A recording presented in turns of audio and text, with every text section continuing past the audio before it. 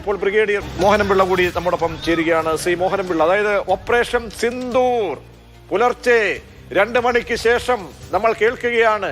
India കേട്ടിരിക്കുന്നു ആ ഒരു അസുലഭ നിമിഷം കഴിഞ്ഞ ഒരു 2 ആഴ്ചക്കാലം പിന്നിടുമ്പോൾ.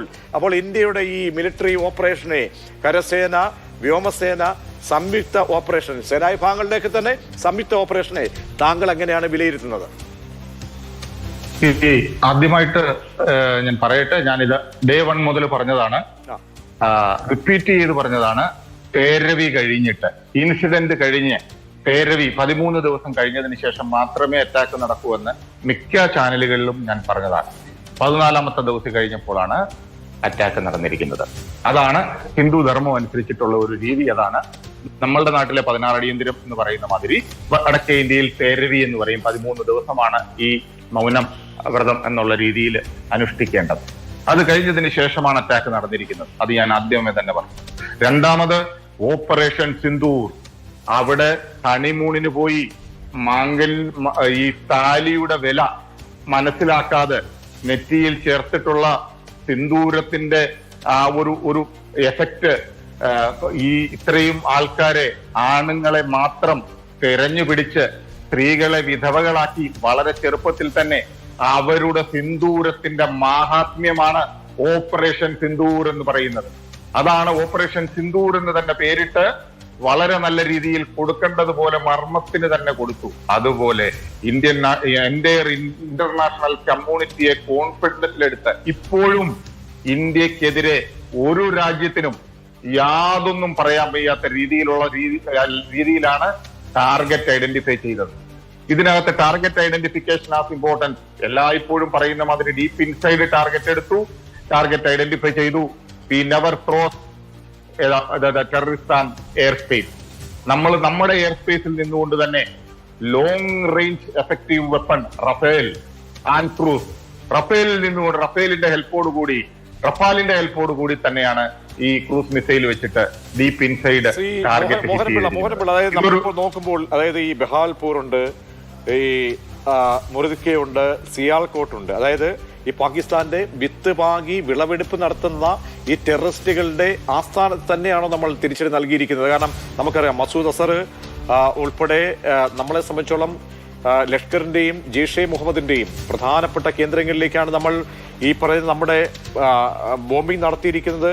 നമ്മൾ അവിടെയൊക്കെയാണ് നമ്മളുടെ മിസൈൽ വർഷങ്ങൾ നടത്തിയിരിക്കുന്നത്. അപ്പോൾ എത്രത്തോളം പ്രഹരശേഷി ഉണ്ടായിട്ടുണ്ട്? നമ്മളെ സംബന്ധിച്ചോളം നമ്മുടെ ആത്മഹർഷമുണ്ടാകണം. നമ്മുടെ ആത്മഹർഷം എന്ന് പറയുമ്പോൾ നമ്മളെ സംബന്ധിച്ചോളം ഒരു സിവിലിയൻ അറ്റാക്ക് അല്ല, നമ്മുടെ രാജ്യത്തേക്ക് കടന്നു കയറിയ ഭീകരന്മാരുടെ നെഞ്ച് തകർക്കുക, ചങ്ക് തകർക്കുക എന്ന് പറയുമല്ലോ, അതുപോലെ ആ രീതിയിലൊരു അറ്റാക്കാണോ നടത്തിയിരിക്കുന്നത്? തീർച്ചയായിട്ടും അതിനകത്ത് സംശയമില്ല. കാര്യം ഈ ടെററിസ്റ്റുകളെ ഹെഡ്ക്വാർട്ടർ, ലഷ്കർ ഇ തൗബയുടെ ഹെഡ്ക്വാർട്ടർ, അത് ഞാൻ പല ചർച്ചയിലും പറഞ്ഞാണ്, ലാഹോറിനടുത്താണ്. ഈ ഡീപ്പ് ഇൻസൈഡ് ലാഹോറിനടുത്ത ഒരു പ്രതീക്ഷ നമ്മൾ ഐഡന്റിഫൈ ചെയ്ത ടാർഗറ്റ് അവിടെയാണ്. അതുപോലെ തന്നെ ഈ ഹാഫിസ് സയ്യിദോ അല്ലെങ്കിൽ അസർ മസൂദോ ഒക്കെ ഇപ്പോഴും അവരും ഇതിനകത്ത് ഉൾപ്പെട്ടിട്ടുണ്ടോ എന്ന് പോലും നമുക്ക് അറിയാൻ പറ്റില്ല. Z+ സെക്യൂരിറ്റി കൊടുത്ത് പ്രൊട്ടക്ട് ചെയ്ത് വെച്ചിരിക്കുവാണ്. അതായത് ഈ ജിഹാദി ജനറലിന്റെ സെക്കൻഡ് ഹെഡ്ക്വാർട്ടർ ആണ് ഈ മുറിദ്ക്കെ എന്ന് പറയുന്നത്. അവിടെയാണ് ISIയും അതുപോലെ തന്നെ ഈ ലഷ്കർ ഇ തോയ്ബയും ഈ ടെററിസ്റ്റ് ആർമിയും കൂടിയുള്ള കോൺഫറൻസുകളും ഒക്കെ നടക്കുന്നത്. ഹൈലി സെക്യൂരിറ്റി ആൻഡ് ഫോർട്ടിഫൈഡ് ഏരിയയാണ് ഈ മുറിദ്ക്കെ എന്ന് പറയുന്നത്. അതാണ് നമ്മൾ ടാർഗറ്റ് ഐഡന്റിഫൈ ചെയ്തത്. ഇതിനകത്ത് നമ്മൾ കാണുന്നത് ട്രൈ സർവീസിന്റെ അറ്റാക്കാണ്. ഇത് ആർമിയുടെയും എയർഫോഴ്സിന്റെയും മാത്രമുള്ള ഒരു അറ്റാക്ക് അല്ല, ഇത് ആർമി, നേവി, എയർഫോഴ്സ് ആണ്. അതായത് പാകിസ്ഥാൻ ഒക്കുപ്പൈഡ് കാശ്മീരിൽ നിയർ ബൈ പ്ലേസിൽ ഇന്ത്യൻ ആർമിയും അതുപോലെ തന്നെ ബാക്കിയുള്ള സ്ഥലങ്ങളിൽ എയർഫോഴ്സും. എനിക്ക് തോന്നുന്നത് അത് ബ്രീഫിംഗ് വന്നതിന് ശേഷം അറിയാം, അതായത് അറേബ്യൻ സീയിൽ നങ്കൂരമിട്ടിരിക്കുന്ന നേവൽ ഷിപ്പിൽ നിന്ന് തന്നെ ആയിരിക്കാം ഈ ക്രൂസ്, റഫാലിന്റെ ക്രൂസ് ഷിപ്പിൽ നിന്നായിരിക്കാം ഒരുപക്ഷെ ലാഹോറില് മുറിദ്ക്കെയില് എയിം ചെയ്തത്. അവരൊരിക്കലും പ്രതീക്ഷിക്കാത്ത സമയത്ത്. അതായത് ഈ ഓപ്പറേഷൻ ലെവലിൽ നമ്മൾ വലിയ ആയുധങ്ങളൊന്നും നമുക്ക് പ്രയോഗിക്കേണ്ടി വന്നിട്ടില്ലല്ലേ? ഇല്ല, നമ്മൾ മിസൈൽ മാത്രമാണ് യൂട്ടിലൈസ് ചെയ്തിട്ടുള്ളത്. നമ്മൾ നമ്മുടെ എയർ സ്പേസ് പോലും ഇത് ചെയ്തിട്ടില്ല. അതായത് ഈ cruise missile with the help of GPS system, global positioning system ഉണ്ട്, GPS, എക്സാക്ട് ആയിട്ട് ആക്യുറേറ്റ് ആയിട്ട് ടാർഗറ്റ് ഹിറ്റ് ചെയ്തു എന്ന് വേണം കണക്കാക്കാൻ.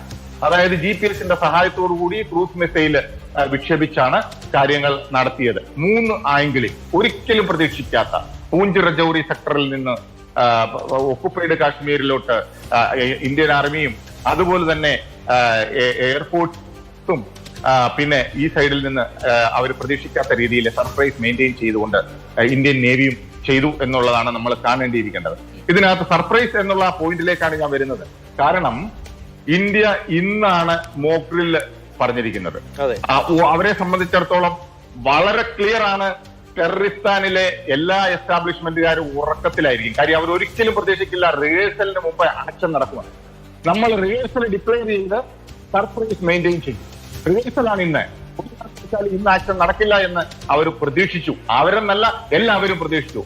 ഡ്രില്ല് കഴിയാതെ, റിഹേഴ്സൽ കഴിയാതെ ഒരിക്കലും ഒരു മെയിൻ ഷോ ഉണ്ടാവില്ല.